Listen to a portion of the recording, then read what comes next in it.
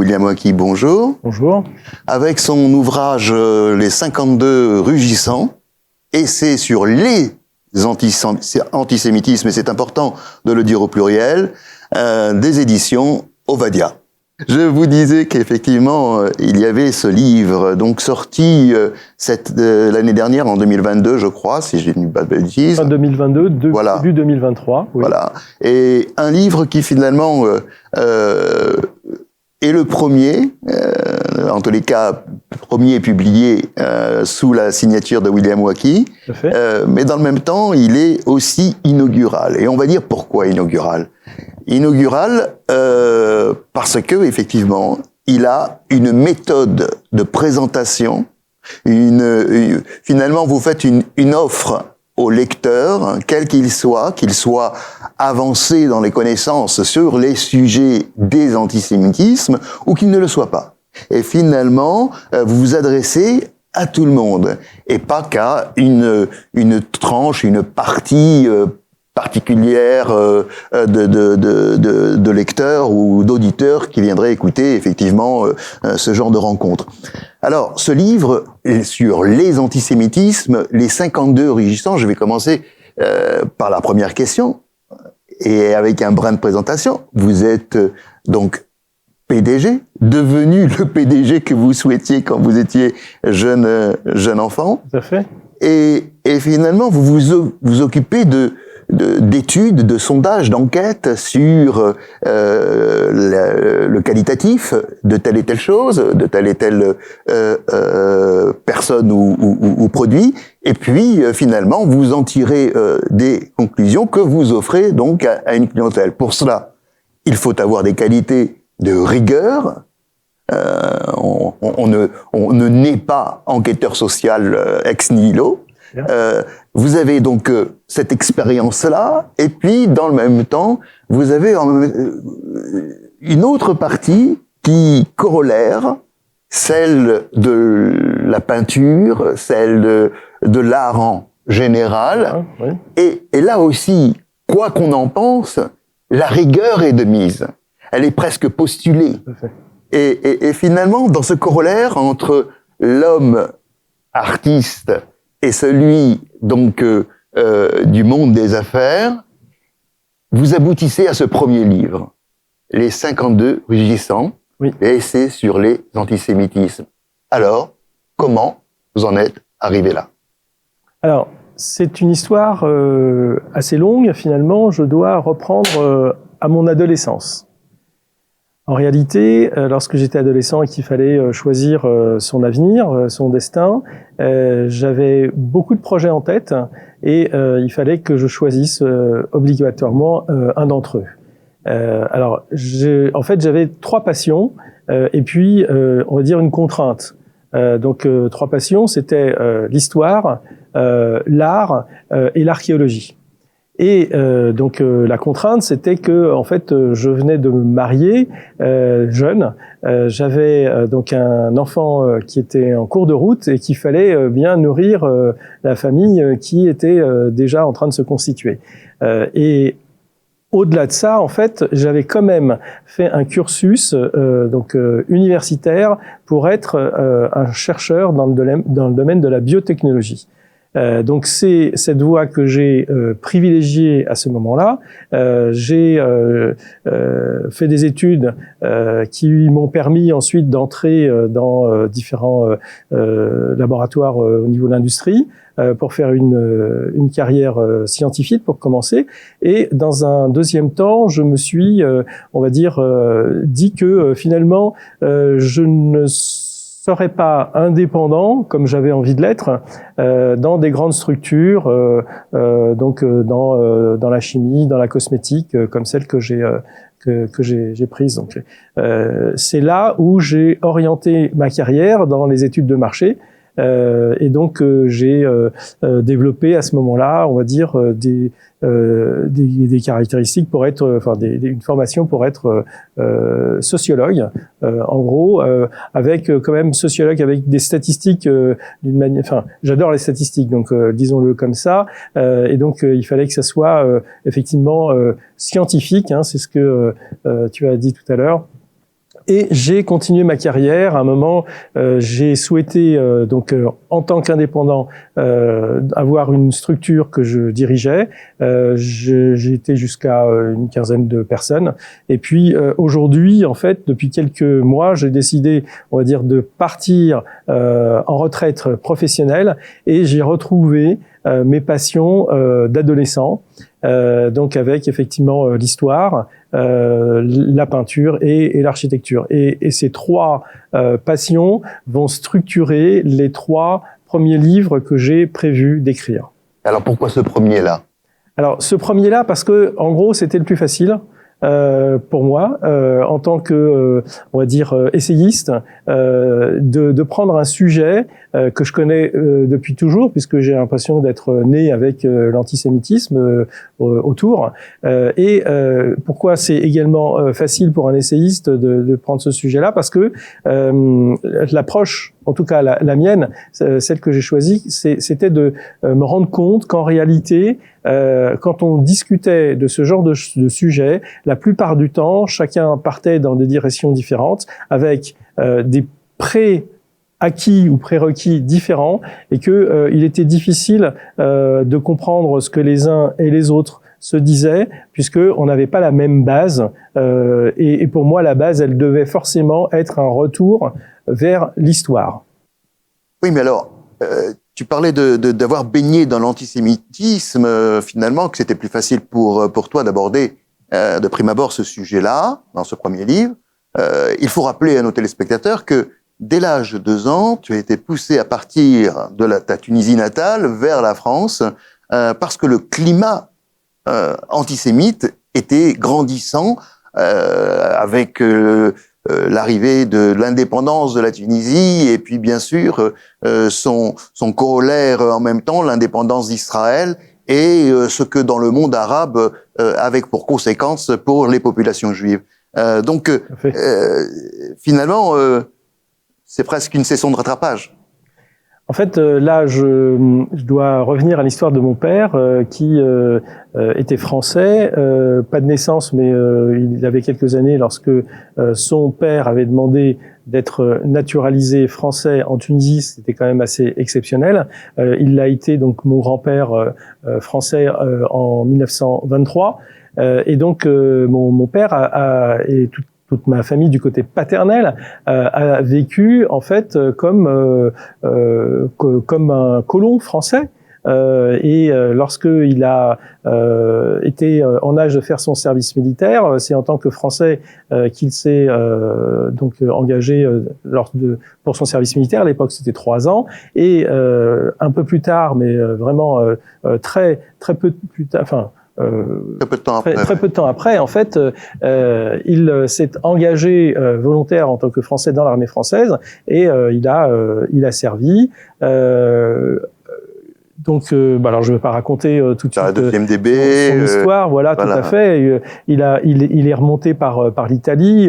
Il a fait il a fait le Monte Cassino. Ensuite, il est arrivé en France avec l'armée française qui remontait du Sud. On parle beaucoup plus du débarquement de Normandie, mais celle-ci, je la connais particulièrement bien. Il a, du côté de Brive-la-Gaillarde, reçu une balle allemande dans le poumon qui l'a rendu, on va dire, invalide. Il est resté à l'hôpital de Brive-la-Gaillarde pendant 2 ans. Ensuite, il est retourné en Tunisie. Il a été médaillé, Légion d'honneur, Croix de guerre. Donc oui, je passe sur les détails. Il a été en Italie, fait prisonnier par les Allemands. Il s'est évadé. Il a rejoint à nouveau l'armée française, etc. Donc en fait, il est revenu avec quelques médailles militaires. Et c'est en tant que Français colon et fier d'être français que les autochtones tunisiens, donc néo-tours donc de l'époque, l'ont vu arriver et en gros ça s'est pas très bien passé puisque avec un couteau sous la gorge, on lui a intimé l'ordre de partir immédiatement.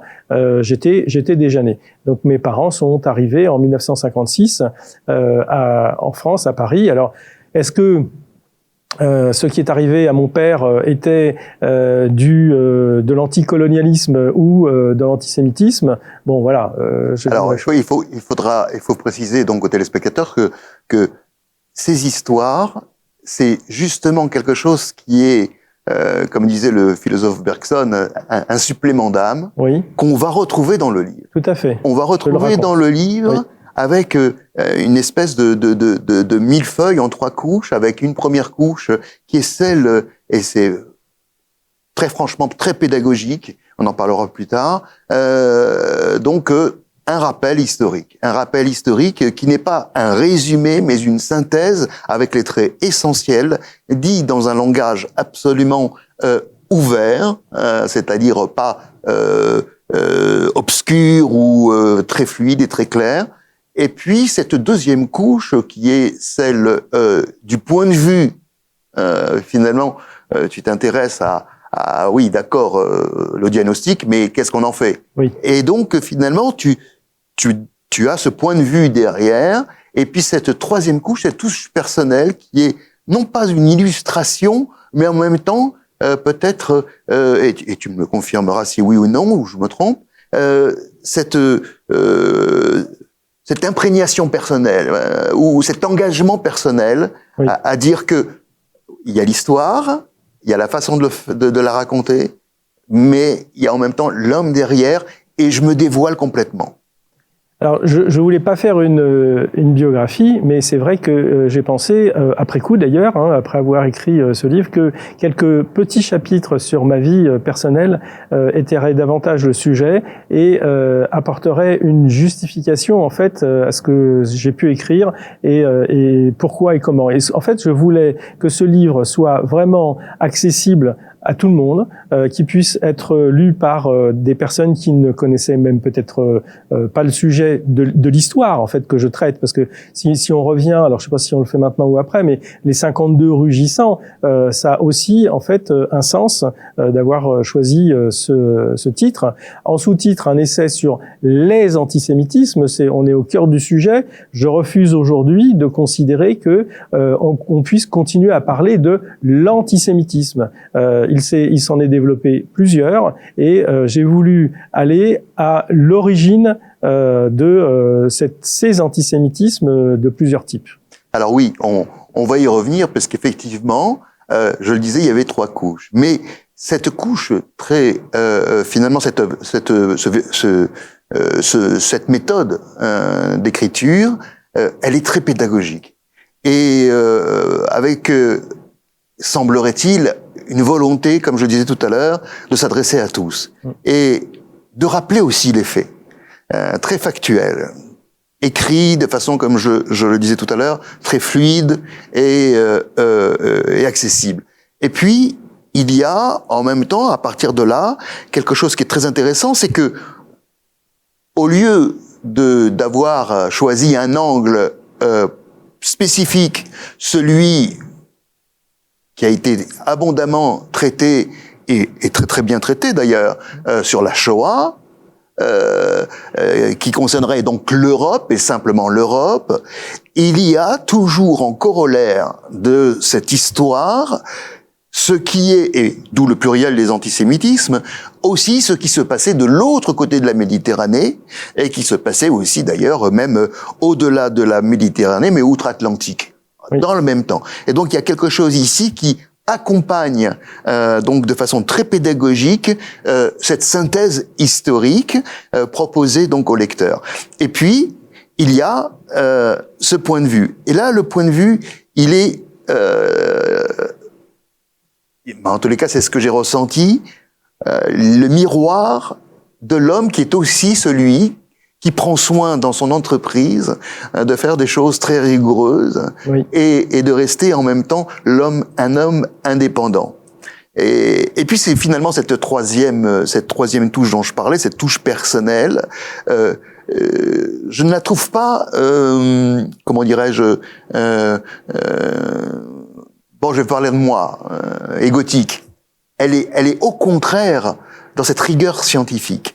Et de ce point de vue-là, je trouve que c'est le livre à mettre dans les mains des enseignants pour pouvoir parler à leurs étudiants ou leurs élèves, quel que soit donc le niveau. Qu'est-ce que vous en pensez? Je te remercie pour ces paroles. Et en fait, ce que je voulais dire, c'est que effectivement, je ne voulais pas être sur le devant de la scène en tant que personne. Je considère être un essayiste et même pas historien. Et ce que j'ai voulu, c'est amener un certain nombre d'éléments historiques les uns après les autres. Donc, en fait, des centaines d'éléments historiques, parce que lorsqu'on discute de l'antisémitisme, on amène quelques éléments. Enfin, chacun dans une conversation on amène quelques-uns, mais là il y en a des centaines. Donc, il faudrait reprendre effectivement beaucoup plus que ce que l'on sait soi-même ou dans une conversation, ou beaucoup plus ce que, même si on est 2 ou 3, chacun sait en cumul. Et voilà, j'ai voulu que les choses soient un peu plus factuelles et un peu plus globales et un peu plus synthétiques. Sur la structure, on parle d'à peu près du 19e siècle jusqu'au 21e siècle. Alors, 1897, oui. Herzl, Dreyfus, jusqu'à 1948, évidemment, la déclaration de l'État d'indépendance de l'État d'Israël, tout à fait. Et plus encore, jusqu'à aujourd'hui. Oui, il y a des prolongements déjà même avant 1897 et jusqu'à aujourd'hui. Et, dans le même temps, ce petit rappel, étayé, mais pas développé outre mesure, celui que mais cette histoire n'est pas née ex nihilo en 1897. L'idée d'un État des Juifs, même si certains disent que le titre serait plutôt État juif, finalement prend sa source bien au-delà, déjà dans la destruction du temple, dans cette période de destruction du temple. Absolument. En fait, je me suis depuis de nombreuses années, voire quelques dizaines d'années, poser la question de ce que signifiait l'antisémitisme et bien sûr par rapport à la Shoah, mais en même temps, j'ai voulu, pardon pour ce que j'ai voulu faire, hein, mais j'ai voulu dépasser l'idée de la Shoah et montrer que, par exemple, en Tunisie, où mes parents habitaient, mes grands-parents habitaient, donc depuis des siècles et des siècles sans doute, on a échappé de peu à la solution finale. Les Allemands étaient arrivés et en fait, ils préparaient cette solution finale. Il eût fallu qu'ils soient sur place par une résistance plus importante contre les armées alliées qui avaient débarqué en 1942 à Alger et qui effectivement sont arrivés pour libérer la Tunisie. Il aurait fallu 6 mois de plus pour que la Shoah ait existé en Tunisie.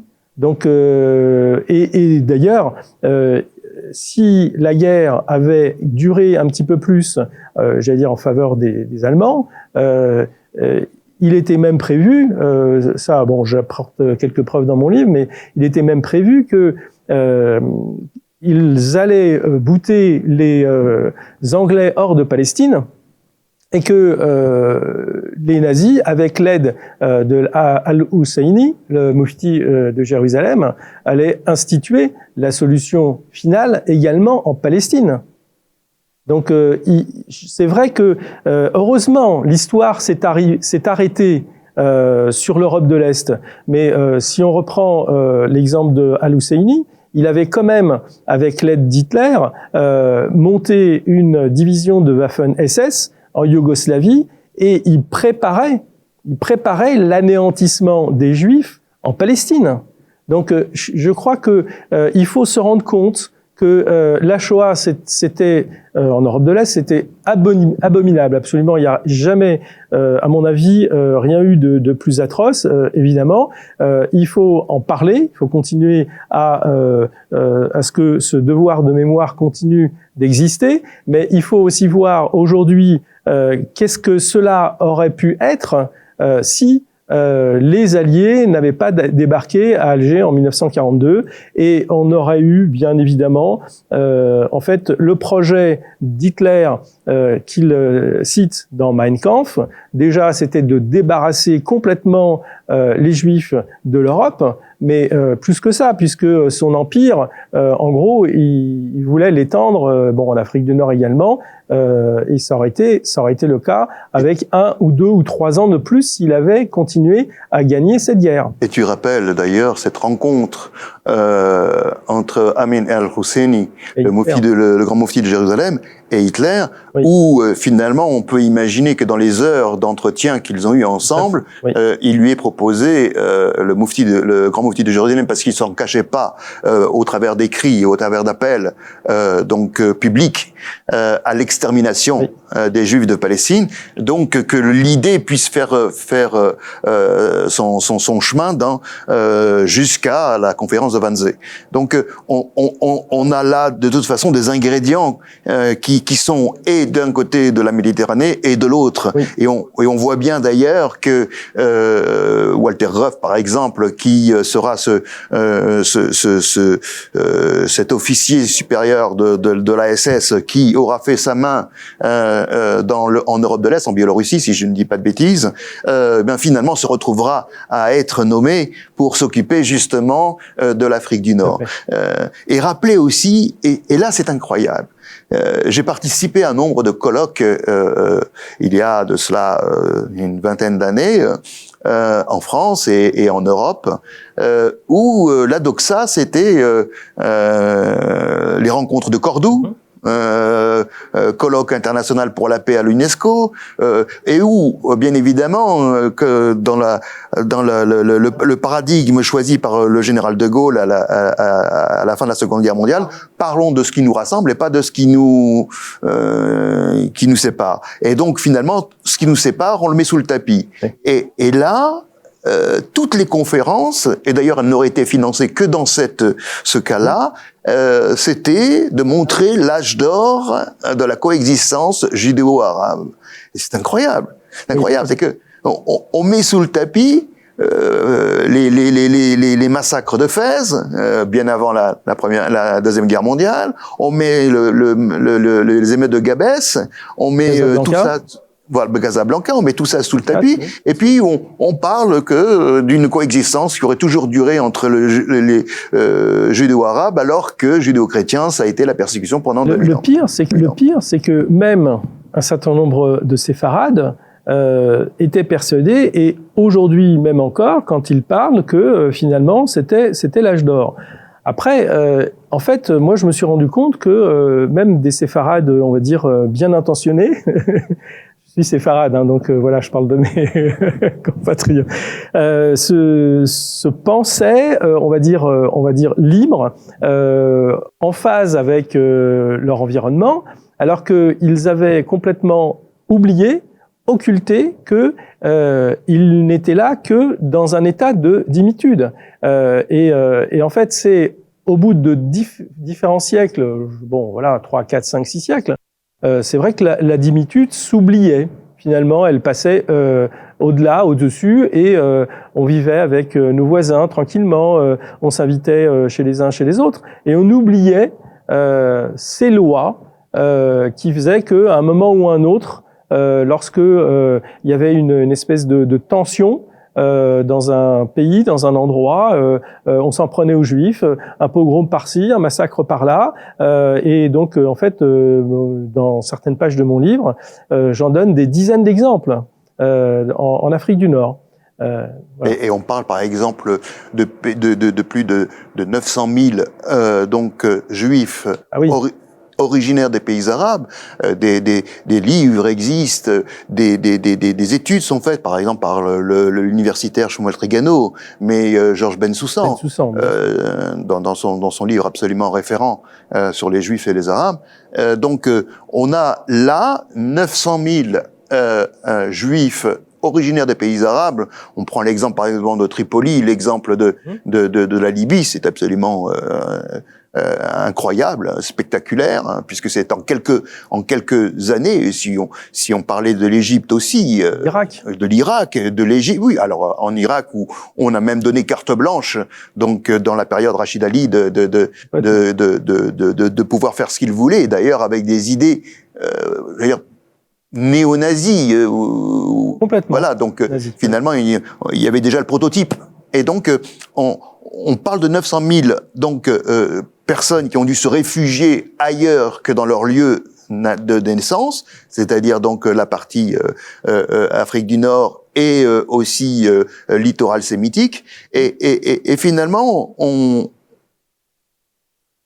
le monde s'est focalisé sur au travers de ce concept de l'UNRWA, sur des réfugiés particuliers que les pays qui les ont accueillis gardent apatrides, à qui ils ne donnent pas de nationalité, et donc finalement, on leur donne des dédommagements incroyables, des moyens de vie. Alors, sans occulter bien évidemment ni la difficulté de leur quotidien, ni le fait qu'ils vivent dans des pays qui ne les reconnaissent pas, qui ne les aident pas, et que c'est la communauté internationale finalement qui vient les assister. Mais il n'empêche que spécifiquement, c'est unique, c'est singulier dans le monde. L'ONU se préoccupe d'eux, alors que depuis plus de 70 ans, ils auraient pu être effectivement considérés comme nationaux des pays qui les ont abrités, comme les Juifs ont pu l'être, par exemple, quand ils ont été accueillis par la France. Mais il n'empêche que ces réfugiés-là sont toujours d'actualité, mais que ces 900 000 réfugiés juifs, finalement, ont été complètement occultés, et par l'histoire, et par les grandes institutions. Alors, je relate dans mon livre le parallèle que je fais entre la création de l'État d'Israël et la création, l'indépendance de l'Inde. L'indépendance de l'Inde s'est soldée immédiatement par une partition entre l'Inde et le Pakistan. Et là, ça n'a posé aucun problème que entre les deux pays, il y ait un déplacement de population de 15 millions de personnes. Alors que en Israël, c'était d'un côté, alors j'aime bien effectivement proposer l'équation suivante. D'un côté, 47, 48, peut-être un petit peu plus tard aussi, 700 000 Palestiniens déplacés. Alors une partie ont été chassés, certes, par la guerre, par les populations juives qui voulaient vivre tranquillement et ne plus avoir un voisin arabe qui finalement s'était levé en guerre contre lui. Donc non, là on est quand même dans une situation qui est très particulière, c'est que on a laissé ces 700 000 Palestiniens, on va dire, garder un héritage de réfugiés. Et on a effectivement passé totalement sous silence les 900 000 Juifs qu'on a oubliés, dont on n'a absolument pas parlé, qu'on a même parfois cachés, même y compris nous, Juifs d'Europe, nous, Juifs d'Israël, on les a cachés. Moi, je m'interroge, je ne comprends pas, je le dis avec un peu d'humour, je ne comprends pas le sens de ces actions de l'UNRWA, de l'ONU également. Alors après, je donne des éléments dans mon livre, alors je ne veux pas tous les citer ici, mais c'est vrai qu'il y a largement de quoi s'interroger sur la responsabilité de l'ONU, la responsabilité de l'UNRWA, la responsabilité des pays arabes, alors que l'on accuse toujours évidemment le peuple d'Israël, mais surtout le peuple d'Israël,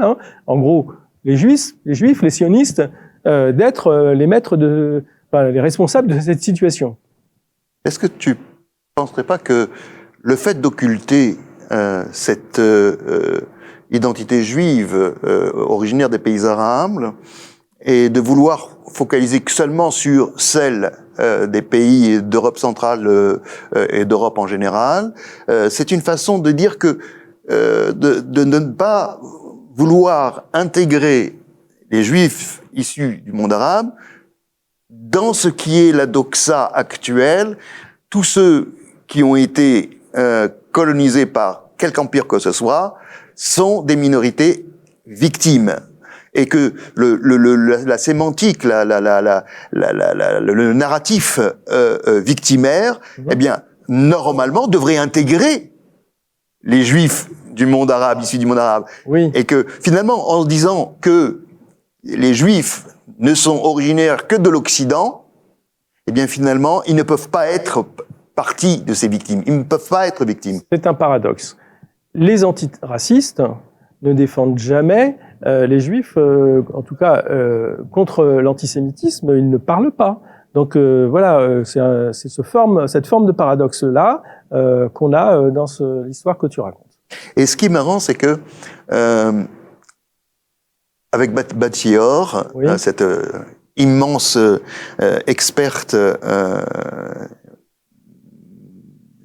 suisseau-britannique, mais d'origine égyptienne, que nous avons reçue ici à Tandem, il y avait ce côté pareil, histoire semblable, donc exil forcé, contraint, et perte de tous les biens, obligé de reprendre à zéro finalement Oui. une vie comme celle de ta famille. Tout à fait. Eh bien, elle avait griffonné à chaque fois sur un carnet tous les faits pour ne pas oublier. Pour ne pas oublier, et jusqu'en Angleterre où sa famille a atterri, elle a continué à écrire pour ne pas oublier. Oui. Et dans ton livre, il y a quelque chose que tu rappelles, des lettres d'Anne Frank, Oui. adressées à Créti, où elle dit, parce qu'elle se tient au courant, bien sûr, des nouvelles, Bien sûr. et là tu remets aussi, d'ailleurs, je fais une parenthèse, tu remets un petit peu les points sur les i et les barres sur les t. On dit, c'est un chapitre qui est très très bien abordé sur le fait que tout le monde savait ce qui se passait. Et Tous ceux qui voulaient savoir, qui avaient la curiosité de savoir, pouvaient effectivement savoir tout ce qui se passait à partir de l'été 1942.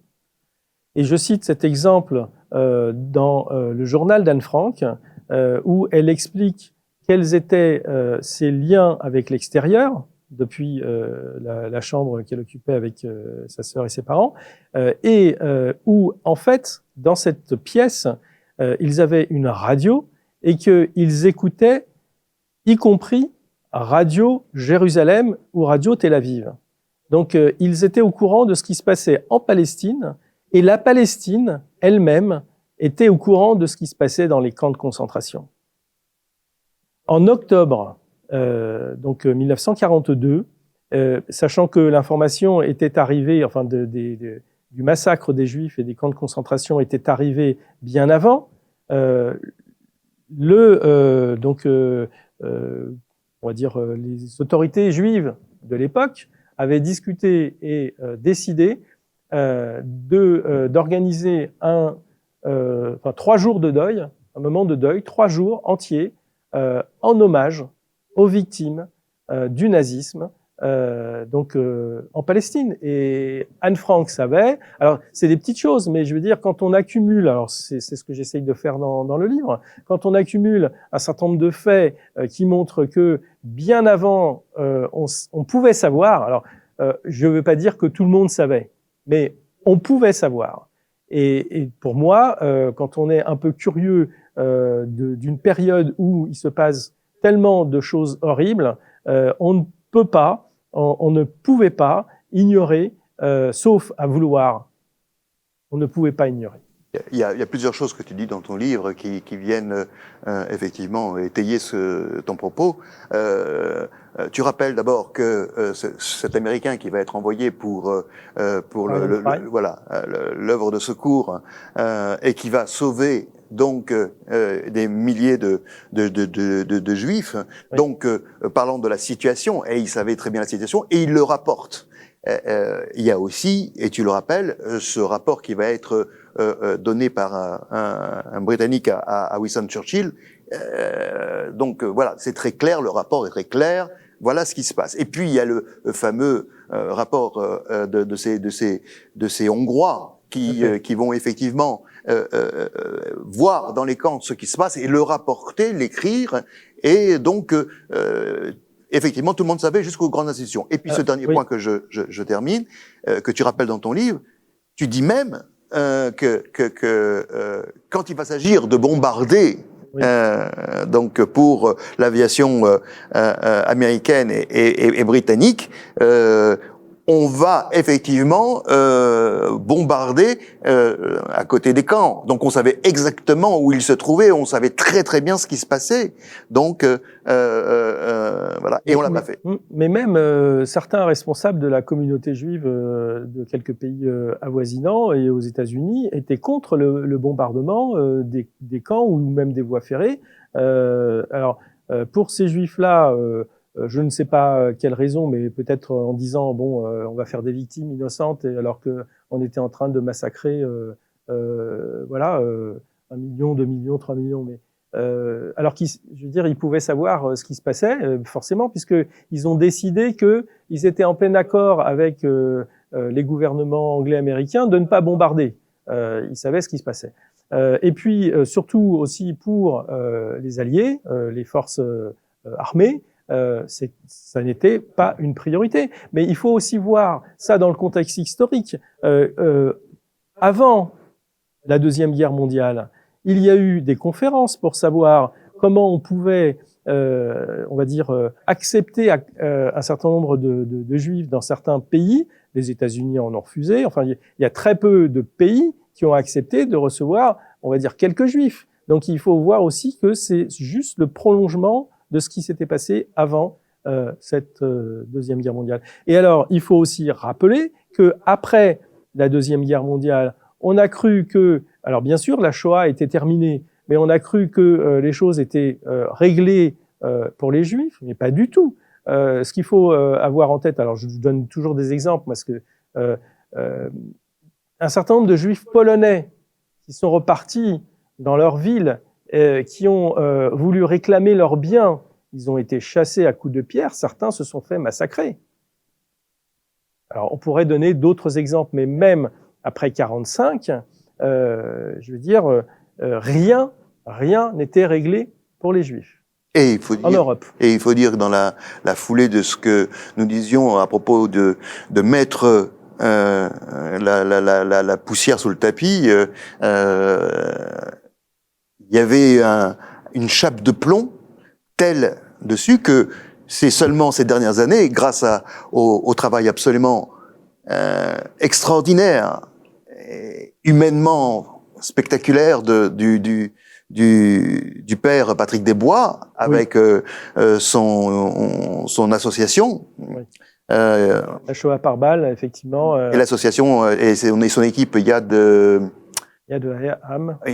Noum, enfin quelque chose comme ça. Enfin bon, vous le retrouverez les références en cherchant un peu. Mais en tous les cas, donc le père Patrick Desbois va, avec son documentaire sur la Shoah par balle, va effectivement faire émerger le nombre de juifs qui ont été donc assassinés en pleine forêt, assassinés par centaines de milliers d'ailleurs, oui. Que ce soit en Lituanie, dans les pays baltes, jusqu'en Pologne.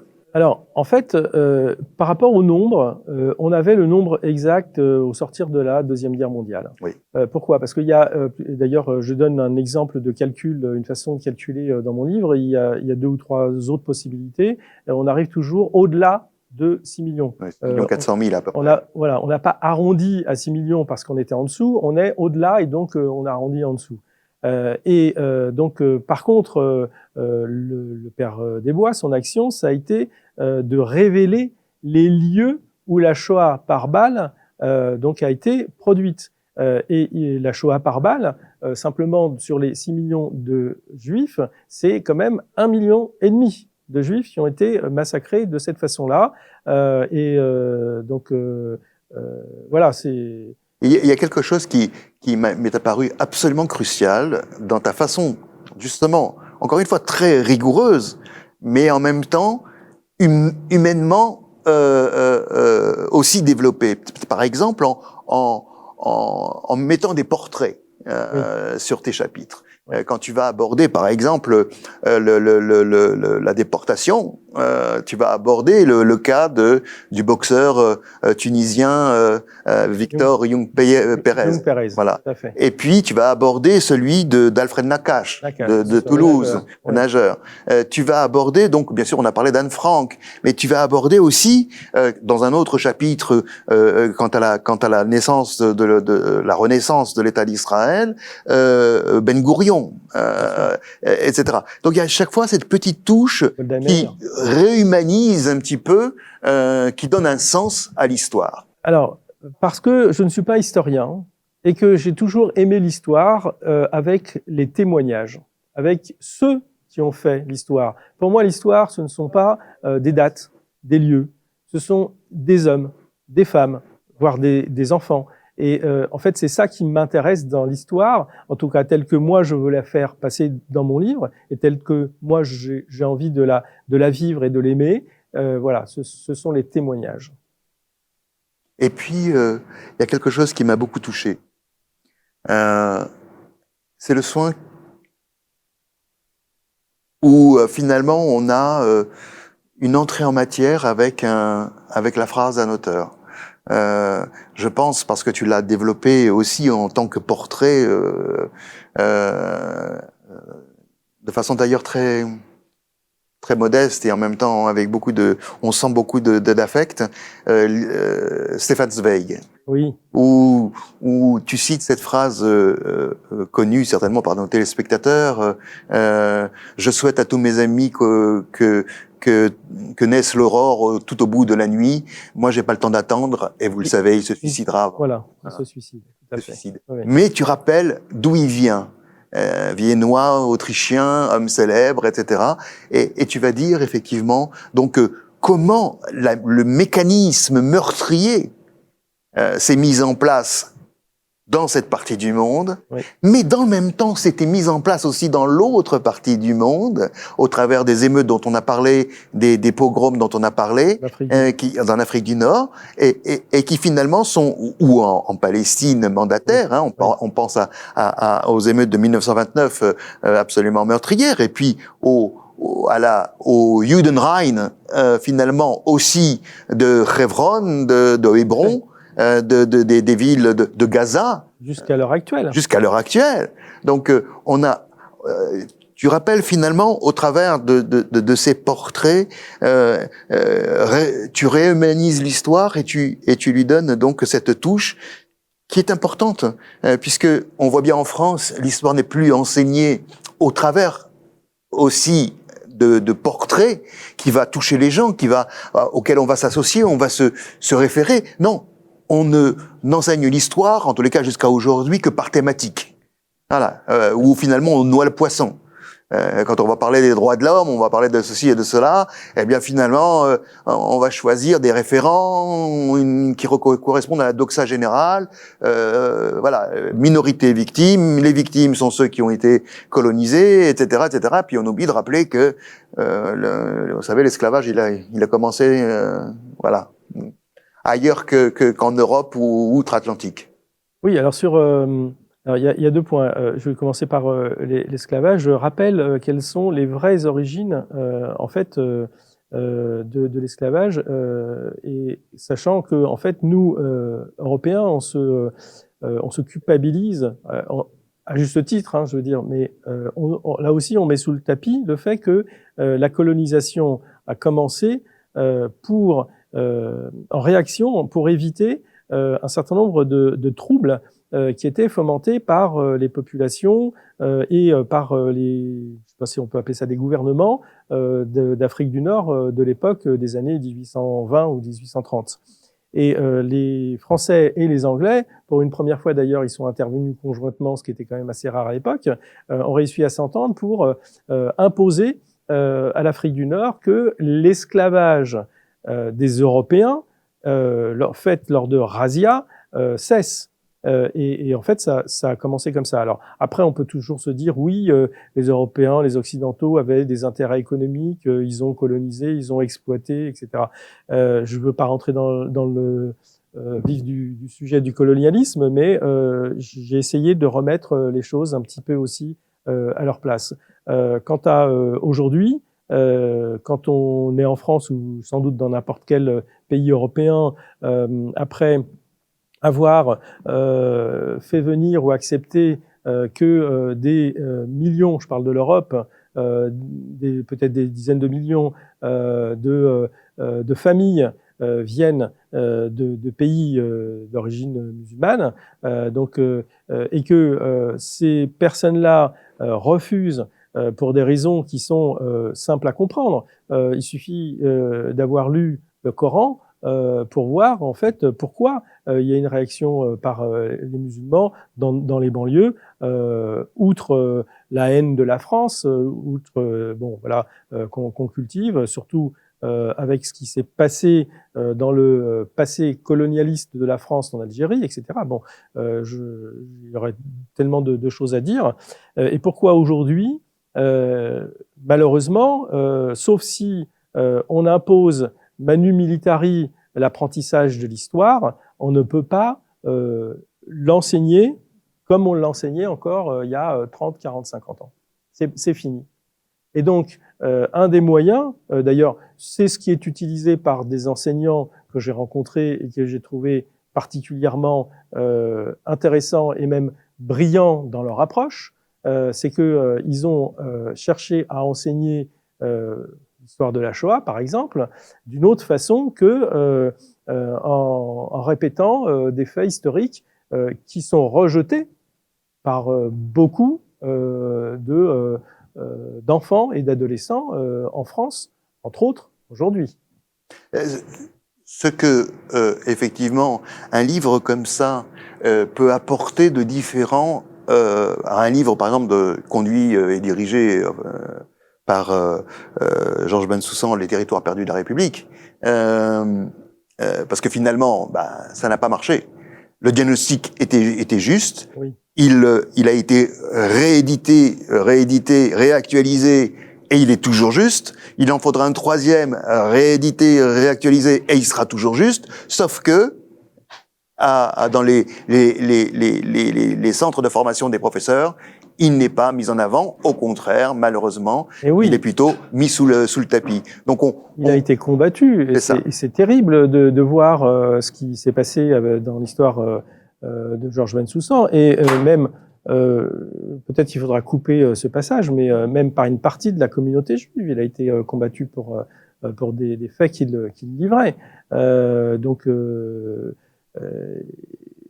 Voilà.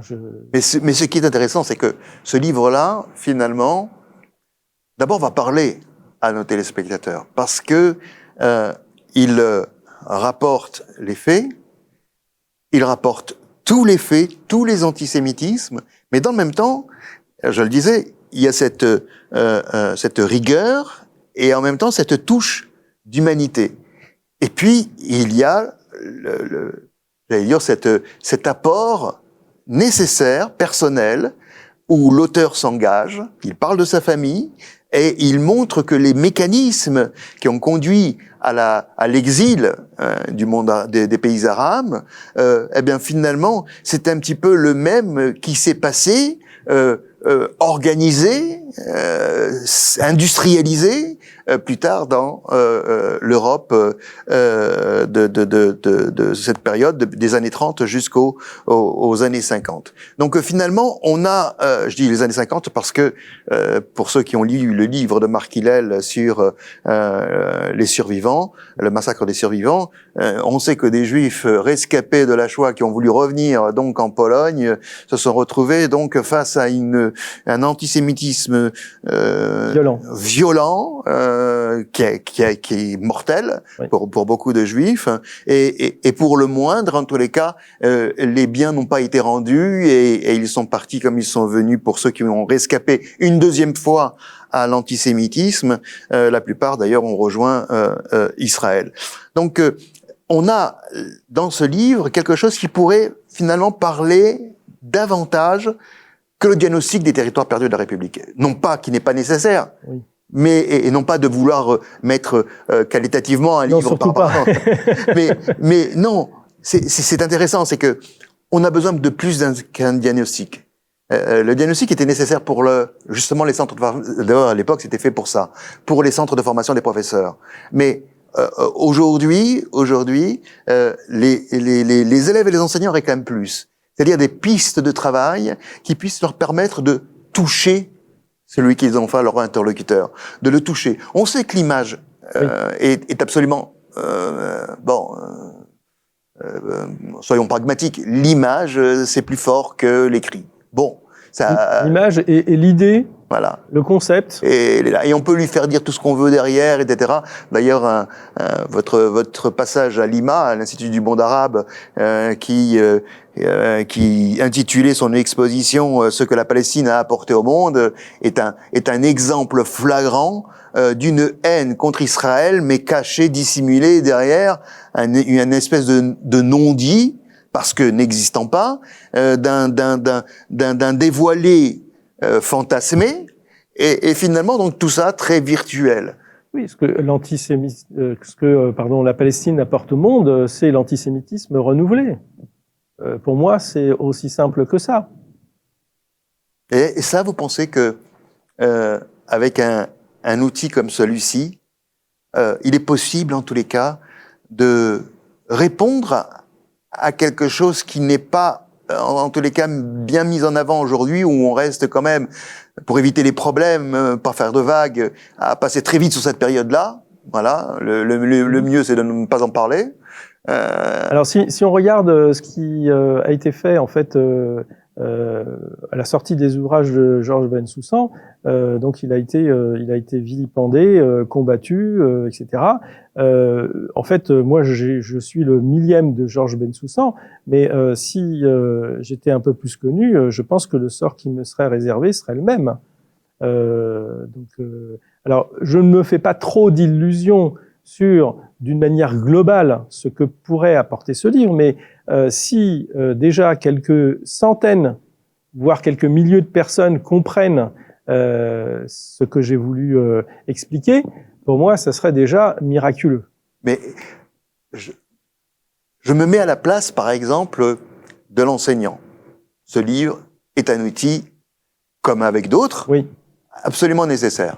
Je me mets, et là j'en ai l'expertise, je me mets, et là je fantasme un petit peu, je me mettrai à la place d'un architecte, d'un peintre, d'un artiste de l'école de Paris.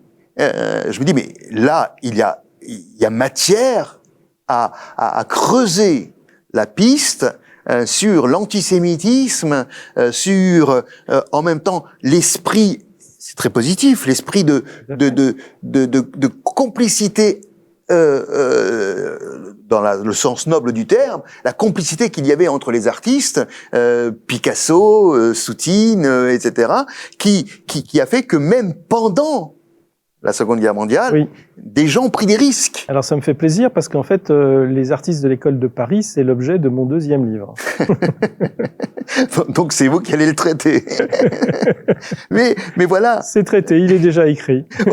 Voilà, donc chers téléspectateurs, vous aurez donc bientôt un autre entretien au travers, plus spécifiquement cette fois, l'antisémitisme et l'école de Paris. Mais l'école de Paris, c'est un monde absolument, c'est comme une boîte de Pandore. Qu'est-ce qu'il va en ressortir? Ça, c'est la surprise. Ça sera avec notre invité William Waki dans un autre entretien de mon invité. Avec plaisir. Il y a donc finalement, et là dans ce monde-là, mais aussi dans le monde politique, oui, qu'on va retrouver dans ce livre, des outils qui sont nécessaires. Quand on voit effectivement que la façon dont le politique a voulu traiter de son ministère de l'Éducation, de ses relations extérieures, en choisissant tel et tel monde, et donc finalement en encourageant la poussière sous le tapis. Et moi, je dois dire que de ma génération, nous avons appris la Shoah que dans les années 80 au minimum. À minima, c'était début, oui, des années 80. Alors, c'était très compliqué. Ça, je reconnais que j'ai eu, moi, en plus, en étant un peu plus détaché parce que je suis séfarade, je me suis très longtemps interrogé pour savoir pourquoi ça s'était passé comme ça. Et en fait, quand j'ai commencé, il y a évidemment quelques décennies, à rencontrer des personnes qui avaient subi la Shoah et qu'elles étaient physiquement dans l'incapacité d'en parler. Alors certes, la famille, les enfants, les petits-enfants sentaient une douleur tellement intense que bon, voilà, on pouvait pas aborder ces sujets, et donc j'allais dire là aussi, les enfants et les petits-enfants se sont retrouvés entre guillemets coincés devant cette douleur indicible, et c'est vrai que cette douleur, elle empêchait même ceux qui en avaient été, on va dire, victimes et témoins, même de parler. Et c'est là où je me suis dit, alors, si eux ont été empêchés par cette douleur, les autres autour, ils ont dû faire... Enfin, il s'est passé des décennies avant qu'ils comprennent qu'ils devaient dépasser ce silence, eux aussi. Et ça a pris beaucoup de temps, malheureusement trop de temps. C'est comme ça. Trop de temps, et pendant ce temps, les témoins directs, malheureusement, disparaissent. Aujourd'hui, il n'y en a quasiment plus. Je me rappelle que sa mémoire soit bénie, Henri Baron, avec qui j'ai souvent accompagné des séjours, des voyages à Auschwitz et ailleurs, et dans les autres camps, qui finalement rappelait, au travers d'une anecdote, quelque chose qui n'allait pas se retrouver dans les livres, qui n'allait pas se retrouver. Et cette anecdote-là, je veux dire, c'est ça qui va toucher, dont on va se rappeler.